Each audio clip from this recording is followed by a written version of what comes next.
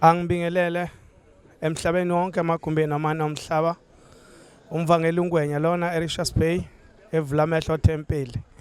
Ila emzini waseVulamehlo ebuhleni bamaNazaretha namhlanje sizolanda uNkulunkulu wamaNazaretha unyazo oluhle lwasezulwini. Siya naye emzini waseMpuza wenele eRichards Bay eMandlazini enkosini yakwaMthiyana. Sithunyiwe ke njengoba silapha sizolanda inkosi yamakhosi sesibheke naye emzini waseMpuza lapha esiphikelele khona. Siyamema simema wakumbamana omhlaba ukuthi aphelele wonke eMpuza. uNkulunkulu abe nathi sonke. Anibingelela bangcwele nonke. Lapha sizinsizwa nje wahleli lapha nje sizobabaza indaba enkulu evele phakathi kwalomuzi waseMpuza wanele. Sizinsizwa ke lapha zeTemple lasesithenjisweni mangiqala ngapha nje eceleni kwami insizwa yakwaMphemba lena khona apha eTempelini kube yimina ke uNcwane. Ngapha eceleni kwami insizwa yakasithole. Lapha ikhehla leli elibomvu ilamakhehla angatholakali kalula ke lawa. McDonald yatholakala kalula lekhehle njengaleli ke ngale lensizwa niyibona lapha ke uNdwandwe. Yinsizwa zonke lezi uMphemba lo ngale uNcube lo ngale lezi insizwa lezi ke zonke ezalapha eTempelini esithenjisweni nathi silapha ke sizobabaza sibonga ke nebona streaming ukuthi ibe ingxenye lomsebenzi esithemba ukuthi uyimpuzo impumelelo sesilindile wahleli lapha nje silinde izwi lika Shembe unyazi lwezulu sengathi uNkulunkulu ngawukhulisa lo msebenzi webona streaming isabala lomhlaba wonke siyabonga amen. Ngiyanibingelela kwaBonani TV, ngibingelele onke amaNazaretha onyazi lwezulu ebuhleni bamaNazaretha. Namhlanje sijabule sisempuza abanele eRichards Bay eMadlanzini sijabule kakhulu namhlanje. Sijabule kakhulu namhlanje unyazi lubuthene lana abantwana bakaNkulunkulu sijabule kakhulu namhlanje. Ubaba uzolanda isipho soma. Sika mama Masibiya, sika gogo Masibiya, umama Msomi, umama Maseko. Mase kuba nemfihlo nje enkulu esazophuma ubhazabhaza wemfihlo.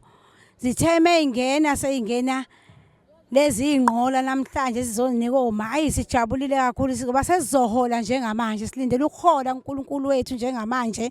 Mase sikhipha lemfihlo sizoyikhipha namhlanje. Siyazi zoba sihola kakhulu sijabule nje kakhulu. Siyacela ukuthi uNkulunkulu esikhumbule ade nathi siyikomiti sibambene siyacela uNkulunkulu asikhumbule ekomitini siwenze umsebenzi kaNkulunkulu ngokuthula siyabonga amen. Sanibonani maNazaretha kwaBonani TV. Namhlanje sihlezi sinethezekile la emzini waseMpuza abanele. Sihlezi noJehova wethu unyazi lwezulu. Lapha azolanda khona ingqola zoma. Gogo Masibiya, Mamsomi, Maseko. Bese kuba khona nje imfihlo ke nje engayazi nami ukuthi inhloboni yemfihlo inguzunguzu nje yemfihlo uKhisimuzi wethu esithi nje simfihlele wona uJehova wethu. Sizohola namhlanje njengo team leader kade ngu team leader ke kulomsebenzi kule project le ngisebenzile nami kakhulu nama members ami. Sisebenzile kulomsebenzi siyabonga kakhulu maNazaretha siyathemba uShembe namhlanje uzosimukela isibusiso zethu esicela kuyena akhumbule nemndeni yethu nobaba mkhulu ngiyabonga amen.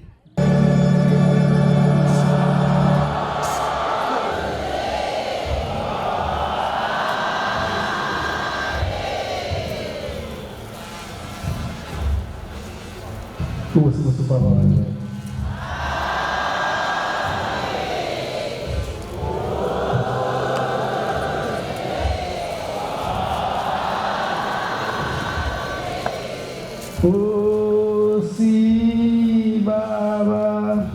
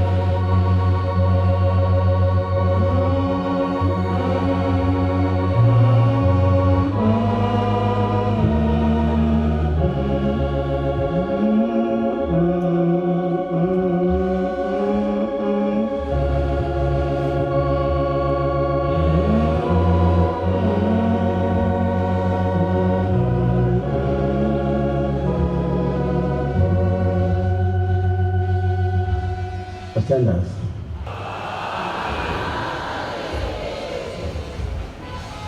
Simenywa Manazareta ala pawazi na mapete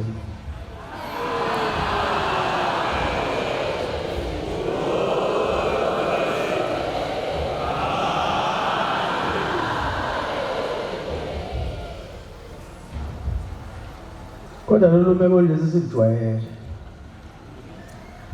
Akusaqali.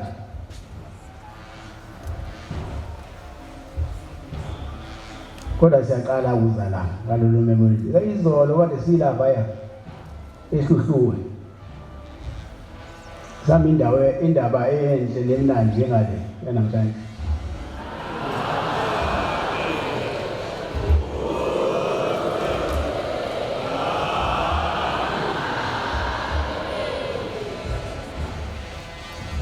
Ngathi lo nyaka lo uNkulunkulu bangaphakathi uzobaphatha kahle ngempela.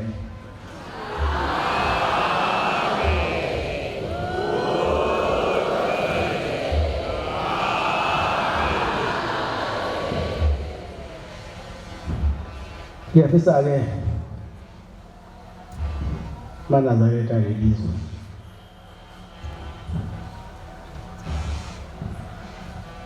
ukuthi njengoba nihlangene kanje engathi ngangabe abikho umubo ongangena phakathi kwenu.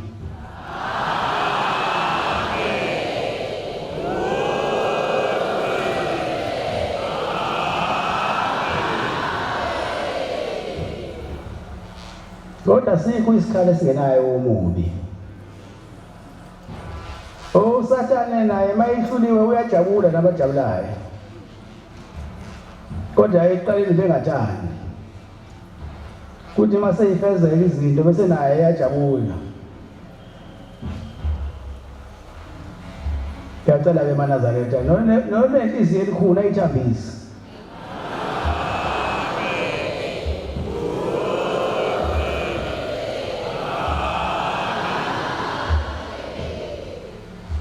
Ngiyacela ke njengoba sihlangene namhlanje. Kuba noNkulunkulu azasikhumbule.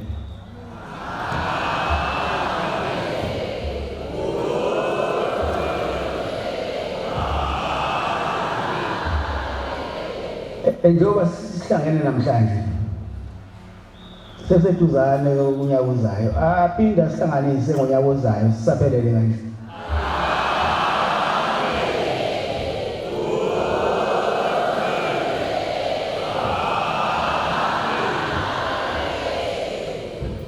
Okubi ke njengoba sekuyosha lezi zikhathi bayabuya le magoli ade bebangiyikali zobhokweni le tikuphi kamayemaye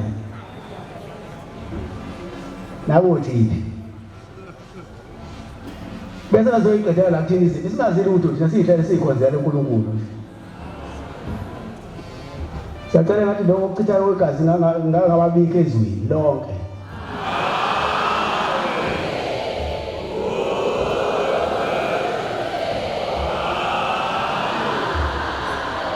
Bese uNkulunkulu esidabukela ngalo mgwaqo wethu N2 siphele ingozi wona.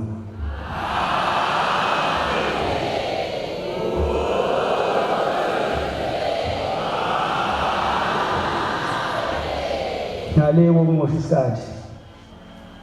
Sekudlulisela kubaphathi bohlelo inkosi imbusisi. Themba Limba asinale elinye futhi ngaphandle kwakho. Sibonga umsa wakho nyasiphezulu. Okuyiwona osibuthile ngaphakathi kwalomsi. Ngiphakama ke nokukhuleka emakhosini aseNdlunkulu. Ngibingelele obaba bami abefundisi, obaba bami abavangeli, obaba bami abashumayeli, oma bami abakhokheli no anti bami amakhosazana ngegama loNyasiphezulu amen. Ngokukhethekile ngicela ukubingelela imeya kamasipala wakithi eMhlathuze egameni loNyasiphezulu ephakathi kwethu amen. Ngokukhethekile ngicela ukubingelela osingabo njengoba silapha emzini wakwaphuza wanele evula indlebe. Osingabo ke oNdlunkulu bebandla lamaNazaretha amen. Mina ke ngingowakwaZungu isibongo ethempeleni lakwamdedele entambanana enkosini yaMandlazi. Ngakhethwa ke inkosi yamakhosi yaseZulu ibandla lathi mangibe umshumayeli seshanjele wabashumayeli ngeCovid. Nkosi yamakhosi ke bangikhetha nkosi yami khona ngimnyama nginje. Abakaze bengicabangela ukuthi inkunzi emnyama ingaba nomshumayeli. Sengumshumayeli oyinkunzi emnyama ke nkosi yamakhosi. Siyabonga abantwana benkosi ngithunywa ikomiti ukuba ngiphathe lolu hlelo. Ukuqala kwethu ke lo hlelo sizocela ubaba umfundisi wezwe lakithi ubaba umfundisi uMthiyane ukuba enze ukwemukela nokubonga unyazi lwezulu seluphakathi komuzi waseMpuza. Amen. Ngidlulisela kumfundisi. Ngibonge ukuthola ithuba lokuba kuthiwa angimukele. Ngiqale nje ngibonge inkosi yamakhosi ukuba izonyathela kulomuzi waseMpuza namhlanje. Obe ungalindelekile ukuthi ungase kulesi sikhathi sibuso sonyaka ubaba ezazonyathela lapha kuthi. Siyabonga kakhulu. Sibongela nje bongela namakhosi alelizwe. Bongela nje bonke abaphathi kwelizwe. Bongela nje umuntu wonke ola ukuthi ukuthandwa okukhulu ezulwini. Ukubona umcimbi onjengalona uzokwenziwa phakathi kuleli ikhaya. Siyabonga inkosi yamakhosi.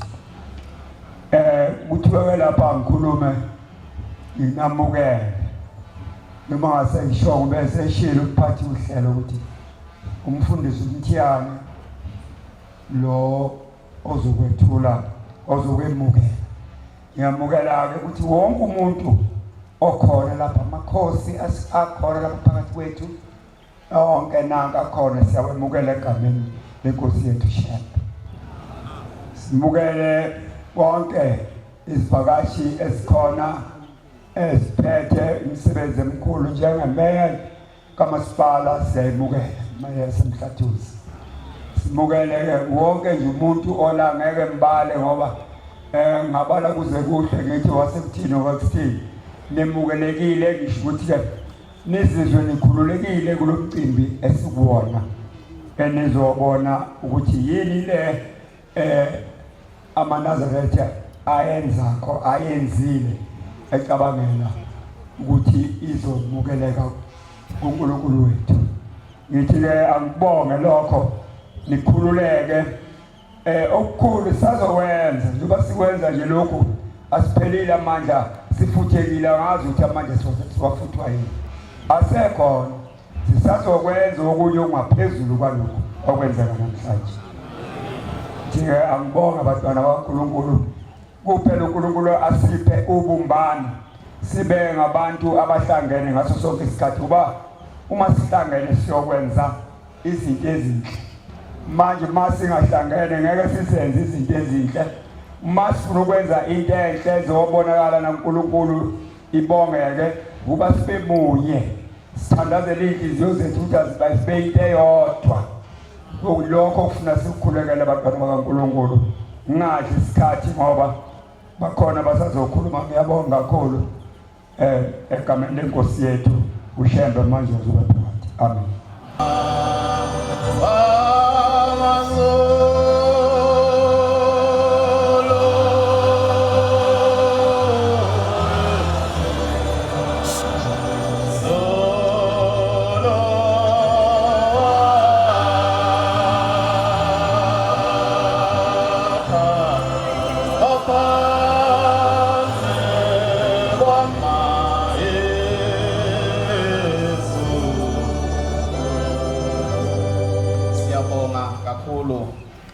Ubaba umfundisi uSikhangane sicela ukudlulela kwi-item elandelayo inhloso yomcimbi wokuba njengoba sihlangene lapha eMpuza inhloso kuyini sizodedela ubaba uNkwanyana iphoyisa lenkosi ukuba asibekele inhloso yalomcimbi. Amen.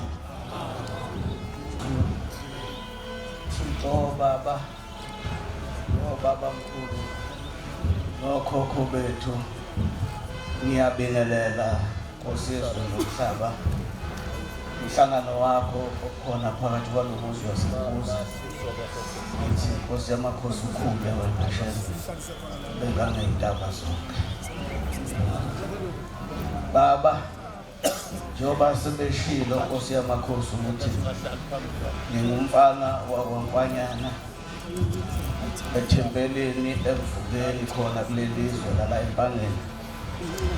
Namhlanje na ke Nkosi yamakhosi nginikezwa ithuba elikhulu kakhulu elomsebenzi baba omkhulu kakhulu ukuthi ngichaze Nkosi inhloso yalolu suku uchaza Nkosi inhloso yalomsebenzi esihlangene ngawo namhlanje njengoba usuke wabeka uNkulunkulu wakithi ebuhleni ngiyazwezulu wathi sihlangene umsebenzi omkhulu uNkulunkulu obaba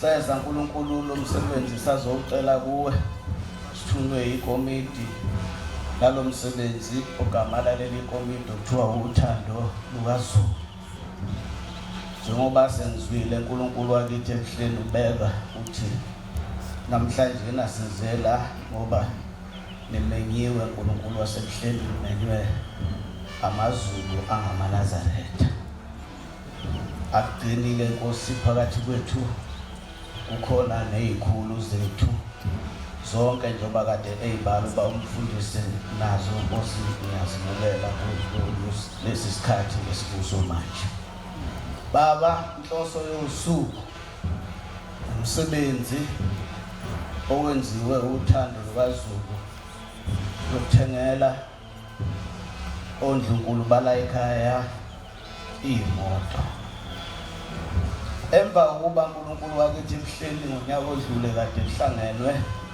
emzini waseJudiya intsha lelibandla yabe isifika Nkosi iletha isipho kuwe lesi sipho owasijabulela kakhulu sase siyabheka uNkulunkulu sase siyabuka singabantwana bakulelizwe ukuthi ukujabula kwakho uNkulunkulu kuphelele yini ase siyabona ukuthi iNdlunkulu isele Nkosi ayenzelwe lutho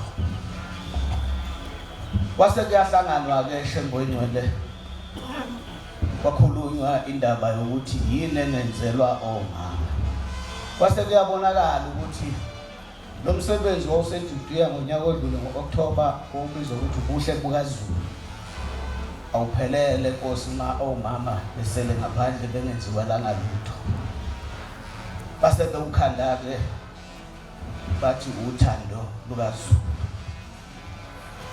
baba sifikile kuwe kibisile ngiyakhumbula kahle kwakusebusuku ngo7 wasemukela uNkulunkulu wakithi ebuhleni wahlala nathi kwaze kwashaya u10 ebusuku uthando Nkosi nenjabulo owasikhombisa lona ngaleso sikhathi lwaba lukhulu kakhulu kodwa njengoba silana uNkulunkulu wakithi ebuhleni sizwe kakhulu isibusiso Nkosi esasithola kuwe nowasinikeza sona uma sesethulile uNkulunkulu wasebuhleni ukuthi sifisa ukuthi senze lo mama into enhle ngoba uyitholile Nkosi into enhle eyakujabulisa waze wathi uyibambela wena langempela sahlangana seyithengiweke uNkulunkulu wakithi ebuhleni imoto zomama zintsha uNkulunkulu wakithi ebuhleni sivele esitolo inuka isitolo ingathengwa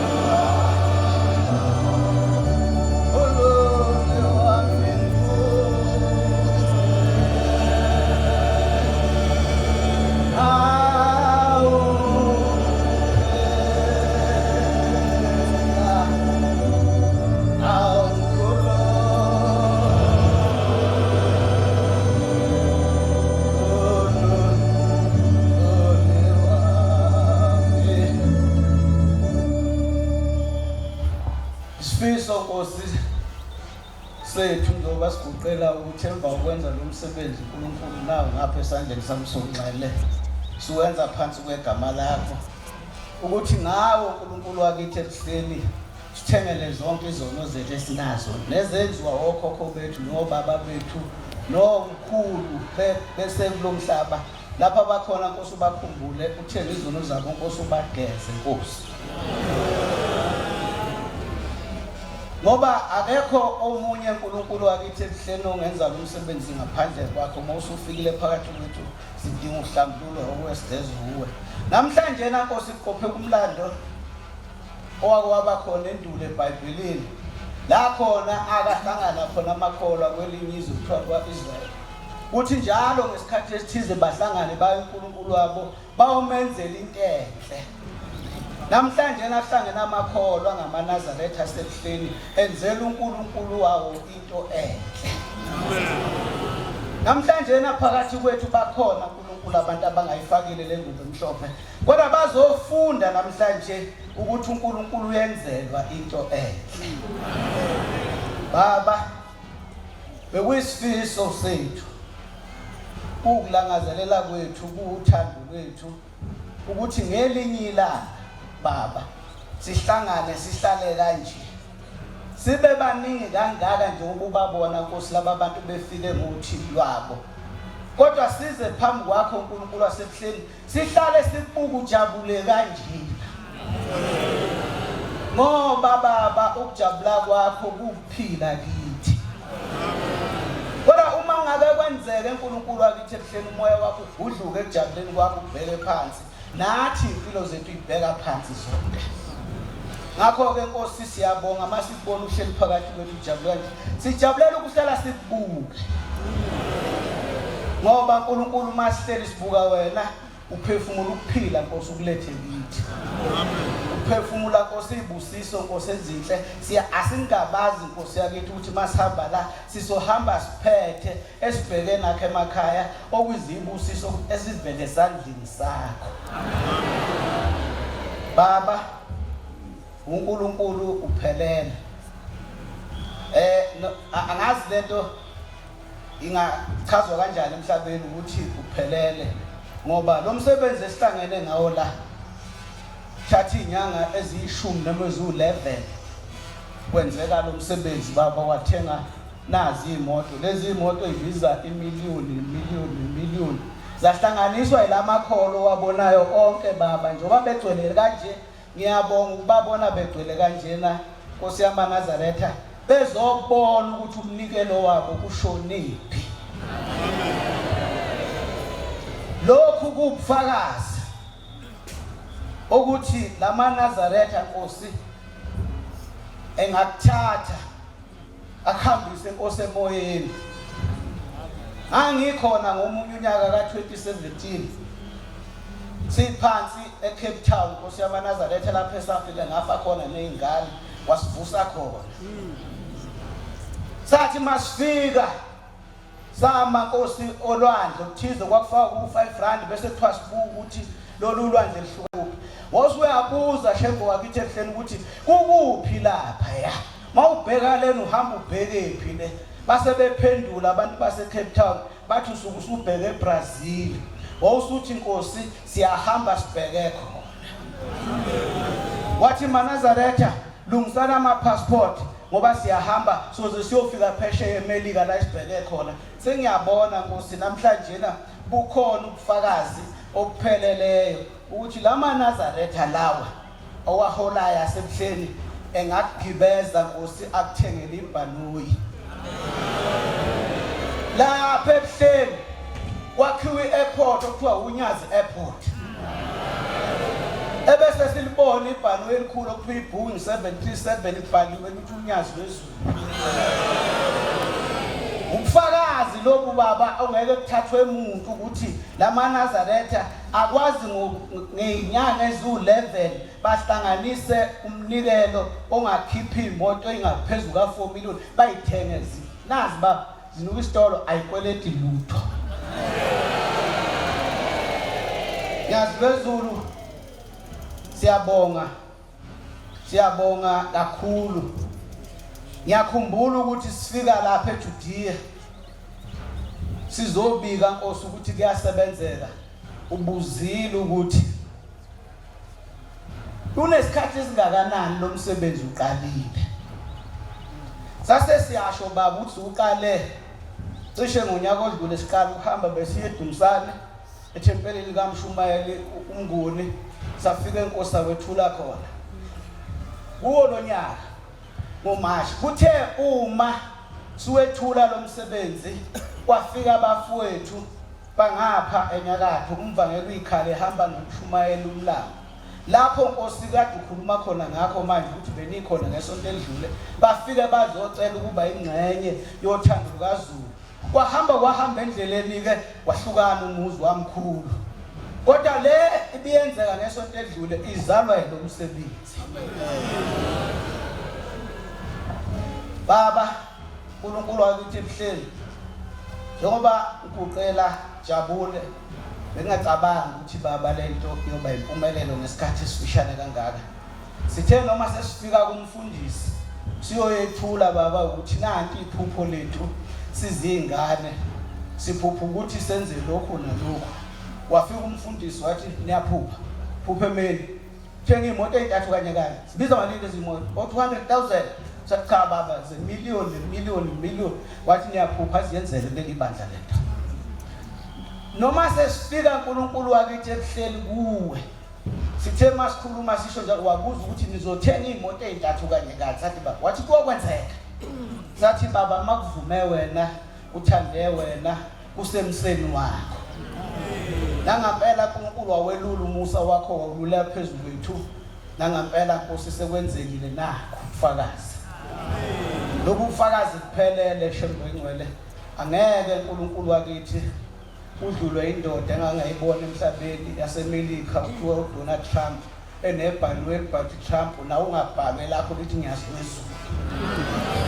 Kukubo lamakholwa ukuthi ahlale phansi baba ahlangana akhulume ngokweqiniso elipheleleyo ukuthi akuthatha kanjani akubeke etopheni lomhlaba izwe likubona ukuthi usufikile ubani.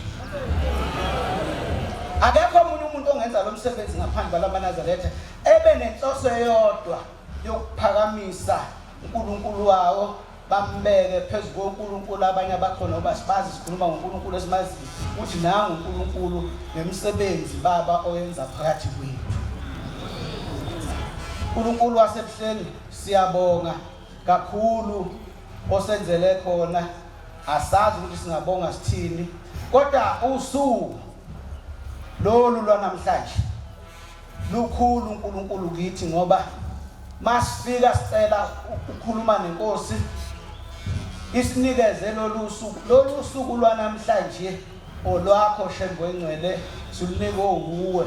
Wathi ngomhla ka-22 December uyobula uzoyilandela wena lezi moto ufuna ukuyibona ngamehlo ngoba kuyaqala nawe ukuthi kuleli bandla kuthengwe imoto ey'ntathu kanye ey'ningi ney'nkulu kangaka.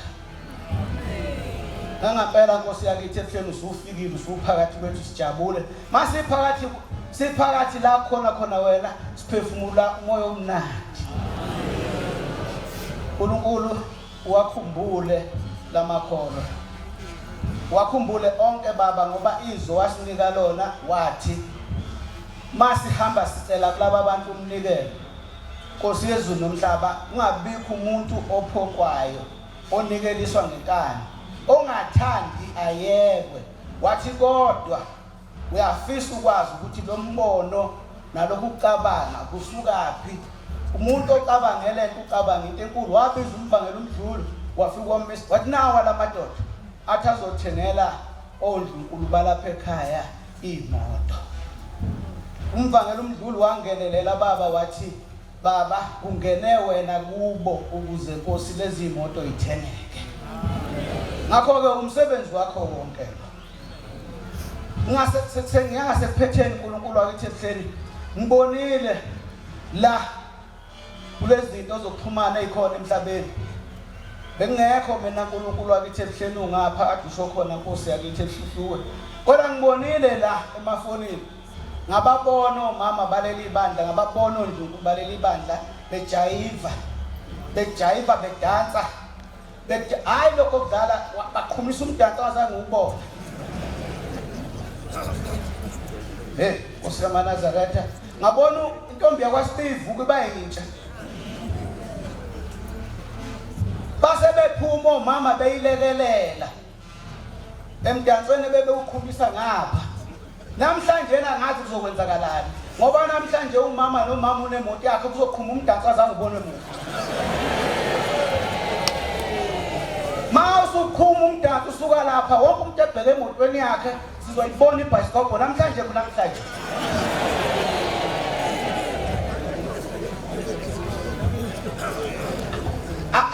Mina uNkulunkulu wakithi ehleli ngikhuluma ngento engiyibonileyo. Ngabona bejayiva omama bejabule hayi lokho kudlala. Namhlanje ke kwenzeka into enye ethi bonke nalo uzophuma bhekele nalo aphuma ebhekele sizohlangana emotweni nazi. Laba bashuthayo hayi lento uma ingaphumanga yaqoshwa phansi noba niyazi into yokuqoshwa phansi noba niwazi umlando. Omama bejayivela ukuthi nibenzele into enhle. UShembu usehlabelela ingoma enkulu kabi ethi lolu uthando lujulele namandla lunjengokufa. Ngathi amaNazaretha bengephinda luyeke lolu uthando. Engathi amaNazaretha bengahlala enza izinto ezinhle. Baba angathatha isikhathi eside.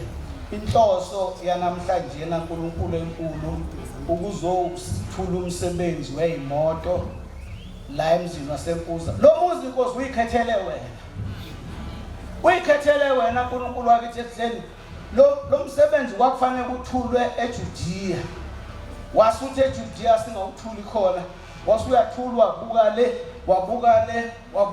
Wasuthi kambe lezi imoto ngizoyilanda kuphi?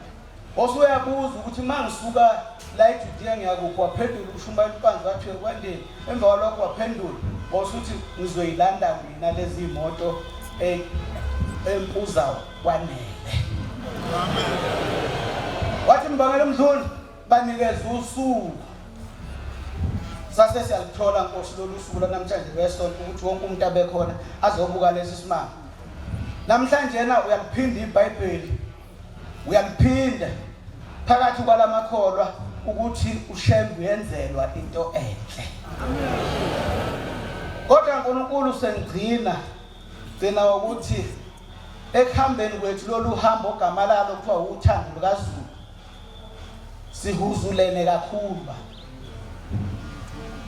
Sihuzulene hayi lokudlala. Masihuzulana kodwa inhloso ibiyodwa ukuthi sihuzulana sibheke kuphi. Sathi sibheke enjabulweni yenkosi yethu uNyazi lwezulu lubona lujabula lujayiva nomama bebheke emotweni. Kuthe noma sekunzima sakhumbula ukuthi kodwa inhloso ukujabulisa wena uNkulunkulu wakithi ehleni nomama neNkulunkulu yonke yasemhleni bamaNazaretha. Sase sibekezela namhlanje uNkulunkulu njengoba sila ngibonile baba impahla elungiswa abafowethu kakhulu kubaba uNkwanyana ukuba akasi umalume wami ngabe ngimhlalisile. Kodwa ke ngoba ngihlonipha ukuthi umalume wami ngizoshoda ngamasi uma ngimhlalisa. Cha ukhulume kahle ezikode wakhulumisa kwamalume wami impela. Bantwana benkosi uma senza lo msebenzi